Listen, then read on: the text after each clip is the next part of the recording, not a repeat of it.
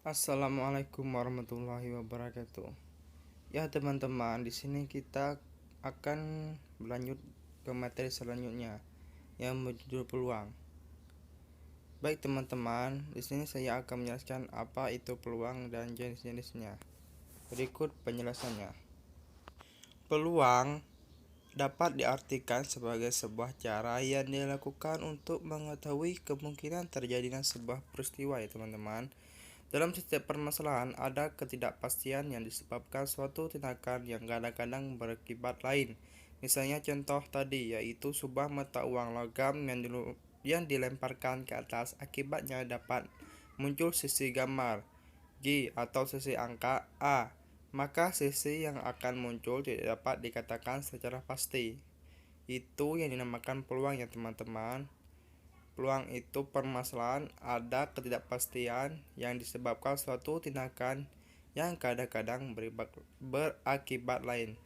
Itu adalah peluang ya teman-teman. Atau peluang itu bisa diketahui kemungkinan terjadinya sebuah peristiwa ya teman-teman. Dan selanjutnya, rumus peluang matematika. Percobaan melemparkan mata uang logam hasilnya adalah G gambar atau A. Apabila percobaan dilempar 10 kali dan muncul G 4 kali, maka frekuensi relatif muncul G adalah 4/10. Jika percobaan dilakukan 10 kali lagi dan muncul G 3 kali, sehingga dalam 20 kali percobaan G muncul sebanyak 7 kali ya teman-teman, maka frekuensi relatif muncul G pada 20 percobaan adalah 7/20 ya teman-teman. Itu adalah rumus pola matematika. Dan selanjutnya, saya akan menjelaskan rumus peluang matematika. Frekuensi relatif. Frekuensi merupakan perbandingan antara banyaknya percobaan yang dilakukan dengan banyaknya kejadian yang diamati ya teman-teman. Ingat ya teman-teman, frekuensi relatif adalah perbandingan antara banyaknya percobaan yang dilakukan dengan banyaknya kejadian yang diamati ya teman-teman.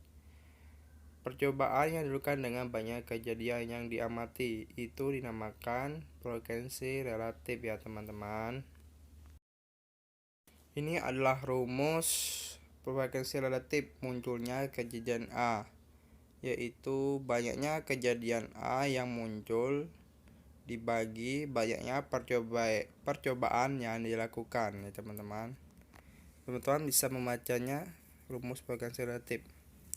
Dan selanjutnya ada ruang sampel. Ruang sampel merupakan himpunan dari semua kejadian atau hasil percobaan yang mungkin terjadi. Ruang sampel dilambangkan dengan S. Contoh A. Ruang sampel pada pengetosan sebuah dadu adalah S sama dengan 1, 2, 3, 4, dan 5.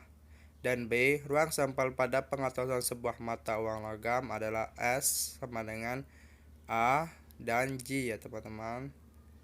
Itulah yang dinamakan ruang sampel yang dilambangkan dengan S ya teman-teman, atau ruang sampel. Dan selanjutnya kita akan menjelaskan nilai peluang. Nilai peluang yang diperoleh berkisar antara 0 sampai dengan 1.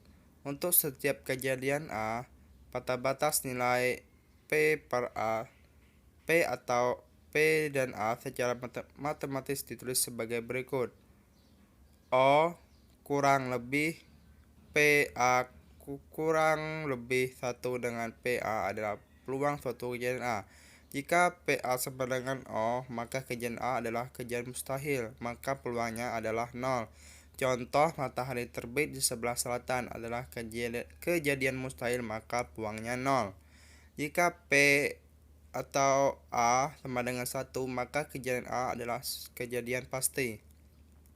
Contoh, makhluk yang bernyawa pasti mati adalah kejadian pasti, maka peluangnya 1. Itulah nilai peluang ya teman-teman.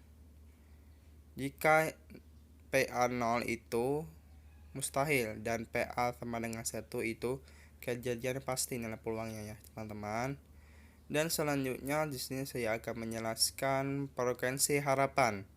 Frekuensi harapan suatu kejadian adalah harapan banyaknya muncul suatu kejadian dari sejumlah percobaan yang dilakukan ya teman-teman. Secara matematis ditulis sebagai berikut. Frekuensi harapan PA dikali banyak percobaan. Contoh ya teman-teman, rumus frekuensi harapannya. Pada percobaan mengetos sebuah dadu sebanyak 60 kali, maka peluang muncul mata dadu ada 2 sama dengan 1/6. Frekuensi harapan muncul mata 2 sama dengan P buka kurung mata 2 tutup kurung kali banyak percobaan sama dengan 1/6 kali 60 sama dengan 10. Di mana dapat 60?